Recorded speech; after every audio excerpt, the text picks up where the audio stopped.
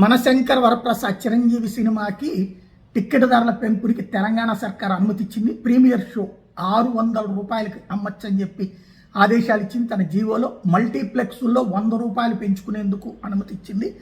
అదే సందర్భంలో single screen థియేటర్లో 50 రూపాయలు పెంచుకునేందుకు అనుమతి ఇచ్చింది.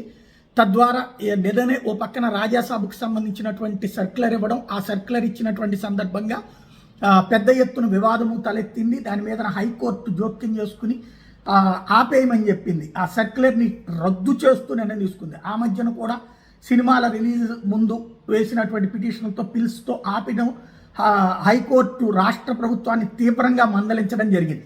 అయినా సరే రాష్ట్ర ప్రభుత్వం మీదన సినిమా వాళ్ళ ఒత్తిడి ఎక్కువ ఉంటుంది. న్యాయస్థానపు ఒత్తిడి కంటే, అంటే న్యాయస్థానం ఒత్తిడి చేయడానికి అదే రాజకీయ పార్టీ కాదు, న్యాయస్థానం న్యాయం గురించినటువంటి అంశం. అయితే ఇక్కడ ఓట్ల పరంగా చూస్తే న్యాయమూర్తులు ఓట్లే ఇచ్చారు, ఇక్కడ వీళ్ళే ఓట్లే ఇస్తారు.